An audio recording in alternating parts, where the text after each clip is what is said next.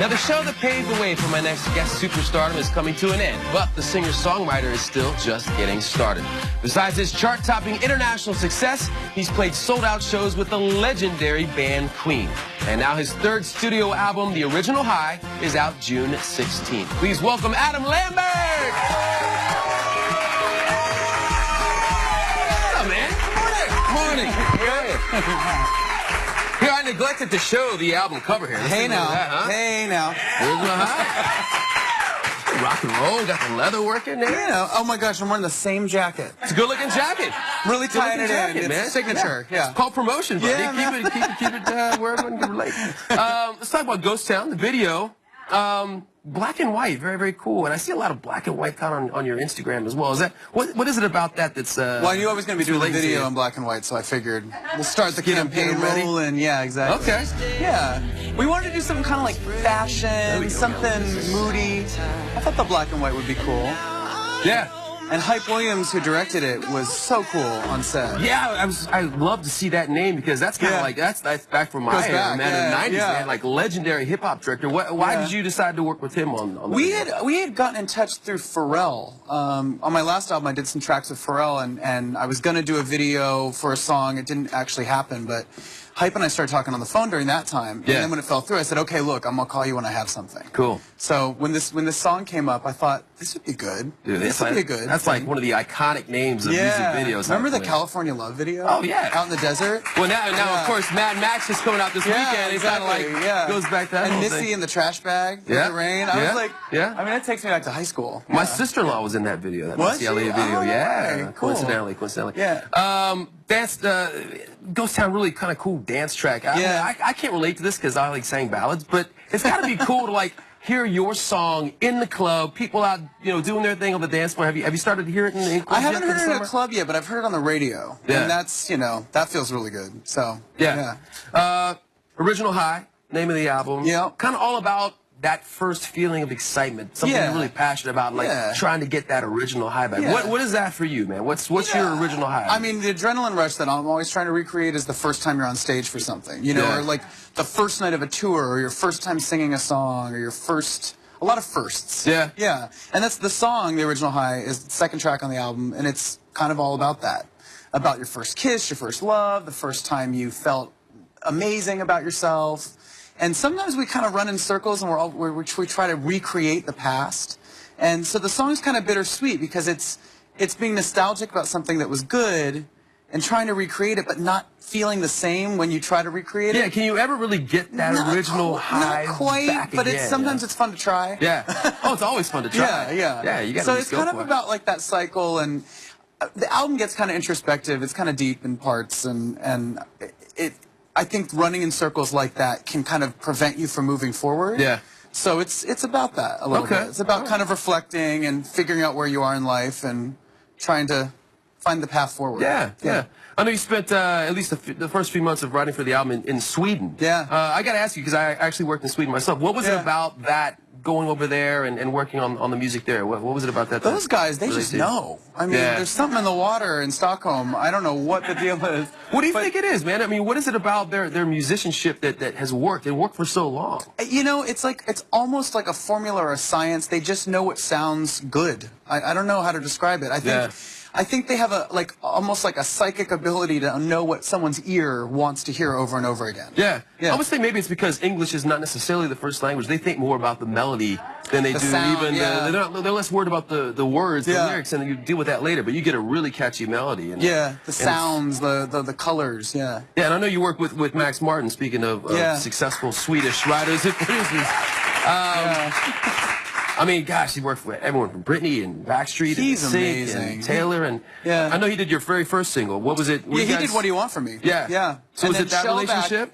Yeah, it was so good to get back with him. Yeah. And there's a guy named Shellback who's also an executive producer on the album, and he did If I Had You, which was the follow-up single to What You Want From Me. So going back in with these two guys was, I feel like, the right move. Yeah. I had a lot of success with them the first time around, and they just know. They just know how to make someone their best. Were you at least in Stockholm during the summer months, or did you enjoy the Swedish winter? It was dark. Yeah. It was February, and there wasn't a lot of sun, and it was cold. But it was, you know, it made me kind of hibernate and kind of, you know, all about dig the work, deep. man. And, yeah, it was good. I understand you also got to introduce Max to Brian May, guitars from Queen. That's Yeah. very, very cool. Yeah. How did that whole meeting go down?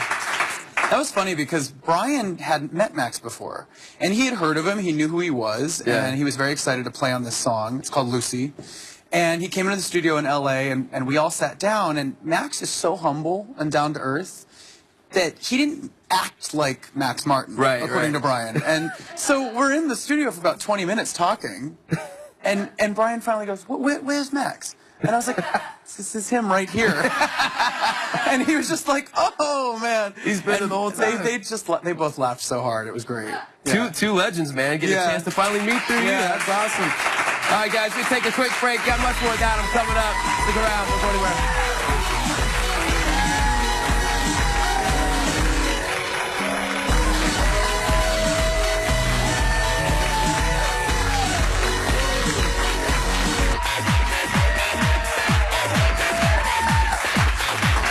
We are back with Mr. Adam Lambert. I want to take you back a few years to the American Idol audition. You auditioned with Bohemian Rhapsody, and now you're actually touring the world with Queen, singing that song on stage with the band. I mean, have you stopped pinching yourself? That's a surreal, full circle kind of scenario. It is. There are nights. The tour's over for now, but there were nights where I was just like, I would stop and kind of go, what? How did this happen? Yeah. If someone had told me at my audition, walking into that room, by the way, in about 6 years, you're going to be on a world tour with these guys, I would have been like, nah, crazy. I don't believe you. Crazy. I mean, it's got to be, I mean, truly a dream come true for you to be able to do that. It's a big honor, you know. I mean, they're an iconic classic rock band. They're royalty, you know. Well, speaking of that audition, Adam, I happen to have a clip of your American Idol audition. And for anyone out there who has a dream, I want to show this clip. Let's take you back a few years. Here we go. Mama just killed a man, put a gun against his head, pulled my trigger, now he's dead.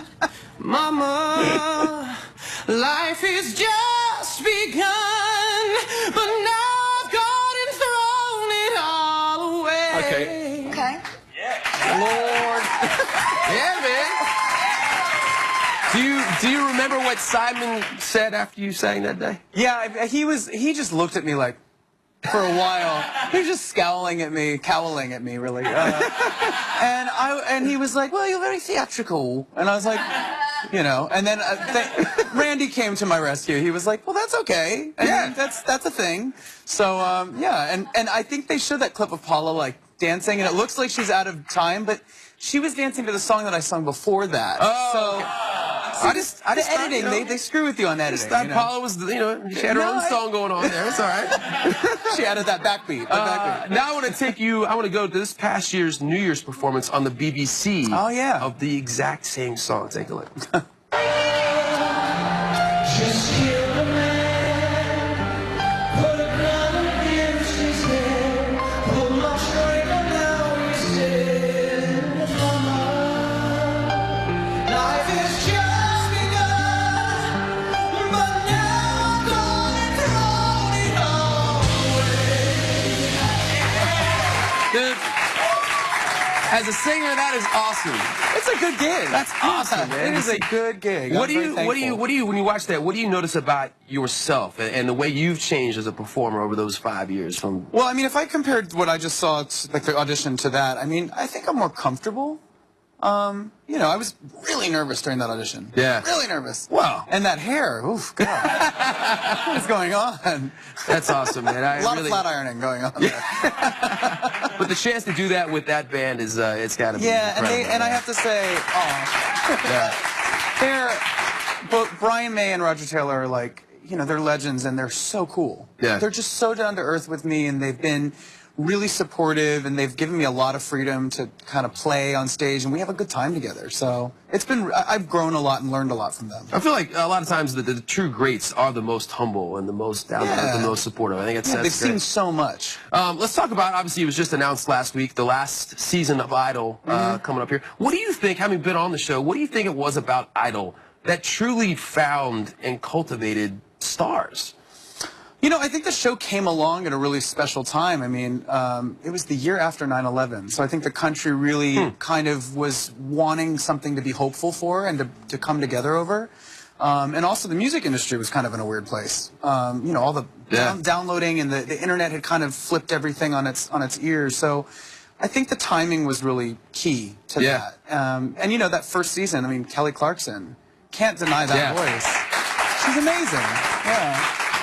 And yeah, I mean, I think the show, it really focused on hope, and I think that's what like clicked with people. Well, and I think a lot of the credit too goes to artists like yourself who came out of that show and have done so well. Really validates what that show is about. I mean, if the show is supposed to find true talent, you guys have shown that it clearly did. So congratulations to you. So what would you like to see as an alum of the show? What would you like to see in the final season? Is there anything that you're like, this is how I want to see Idol go out? I don't know. I haven't thought about that. I hope they invite a bunch of people back. Yeah. We can have a big old party. Oh, heck yeah. That could be cool, you know? Yeah. Should.